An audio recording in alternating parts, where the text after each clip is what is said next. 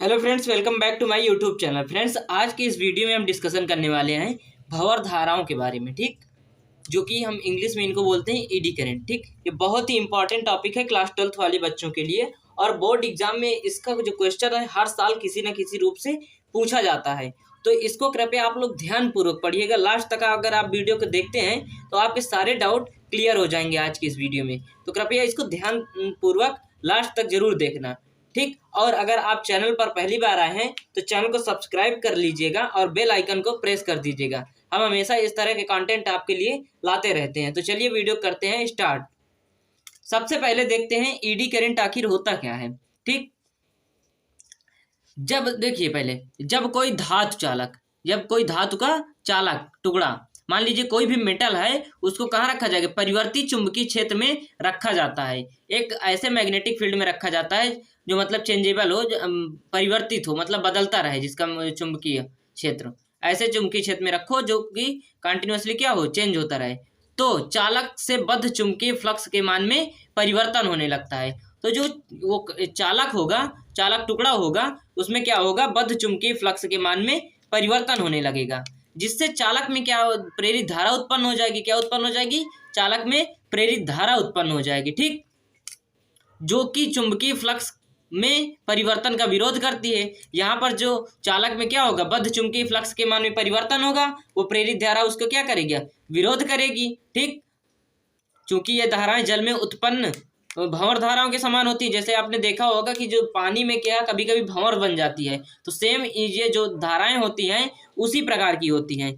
इसलिए इन धाराओं को क्या कहते हैं? भंवर धाराएं कहते हैं। ठीक, ये जल में उत्पन्न भंवर धाराओं के समान होती हैं, इसलिए इन धाराओं को भंवर धाराएं कहते हैं। ठीक,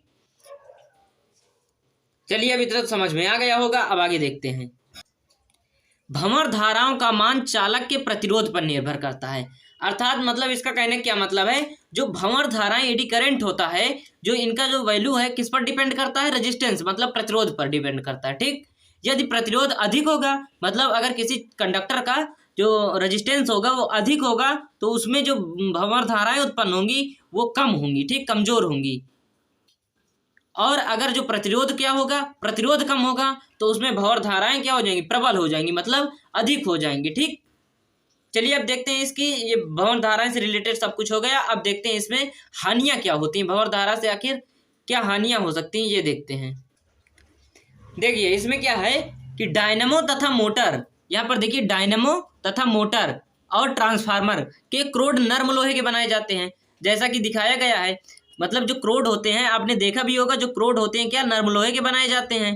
ठीक, इसमें जब इसमें क्या है, अल्टरनेटिंग करंट, मतलब प्रत्यावर्ती करंट लगाया जाता है। ठीक, ऐसी करंट धारा प्रवाहित की जाती है, तो इन क्रोड में चुंबकीय फ्लक्स के मान में परिवर्तन होने लगता है। जब इसमें ऑब्वियसली जब इसमें हम क्या लगाएंगे? एसी करंट लगाएंगे। ठीक, अल्टरनेटिंग करंट लगाएंगे, तो क्या होगा? क्रोड में चुंबकीय फ्लक्स के मान में परिवर्तन होने लगेगा। और जब परिवर्तन होगा तो उसमें क्या होगा कि प्रेरित धारा उत्पन्न होगी, और प्रेरित धारा उत्पन्न होगी तो यही धाराएं क्या होती हैं? भंवर धाराएं होती हैं, जो कि जल में उत्पन्न भंवर के समान होती हैं। ठीक, तो इसलिए अब इसमें देखिए, जब चुंबकीय फ्लक्स के मान में परिवर्तन होने लगता है तो इसमें क्रोड के भीतर भंवर धाराएं उत्पन्न हो जाती हैं। इसमें क्रोड जो होता है गर्म हो जाता है जब उसमें भंवर धाराएं उत्पन्न होंगी, क्योंकि ये क्या करता है? चुंबकीय फ्लक्स परिवर्तन का विरोध करता है। ठीक, इस कारण से वो क्या होगा? जो क्रोड होगा, क्रोड में चुंबकीय फ्लक्स के जो परिवर्तन होगा उसका ये भंवर धाराएं क्या करेंगी? विरोध करेंगी। ठीक, इसलिए जो क्रोड होती है वो गर्म हो जाती है, और इस प्रकार विद्युत ऊर्जा ऊष्मीय ऊर्जा में क्या होने लगती है? क्षय होने लगती है। जो विद्युत ऊर्जा होगी, क्योंकि हमने यहाँ से क्या दिया है? एसी करंट ही तो दिया है उस पर। अब वो एसी करंट क्या हो जाएगा? विद्युत ऊर्जा क्या, जब ये हीट हो जाएगी, जो कुंडली क्रोड होगा आपका जब गर्म होगा, तो क्या होगा कि इसमें ऊष्मा उत्पन्न होगी। इसलिए जो ये विद्युत ऊर्जा होगी, मतलब एसी करंट होगा, प्रत्यावर्ती करंट होगा, वो ऊष्मीय ऊर्जा में क्षय होने लगेगा। ठीक, इससे क्या होता है? यही हमारा भंवर धाराओं से हानि होती है। अब इससे बचना है अगर, तो हमको क्या करना पड़ेगा वो देखते हैं। इससे बचने के लिए जो क्रोड होगा, क्रोड जैसे ट्रांसफार्मर का होता है, जो डायनेमो होता है और मोटर का, जिन इनके क्रोड होते हैं, जिसमें क्या होती है? कोयल लपटी होती है, तार लपटे होते हैं। ठीक, तो इनको क्या करते हैं? पतली पतली पत्तियों के रूप में, यहाँ पर देखिए पतली पतली पत्तियों के रूप में बनाकर वार्निश की तह देकर, वार्निश क्या होती है?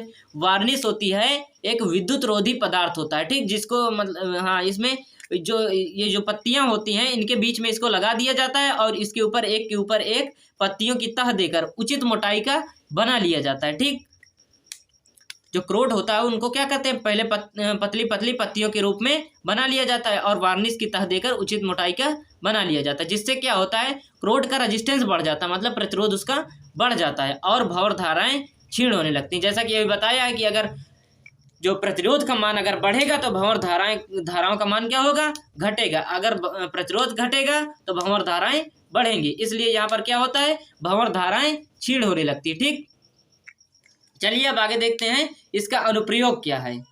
ठीक, इसके अनुप्रयोग हम देखते हैं।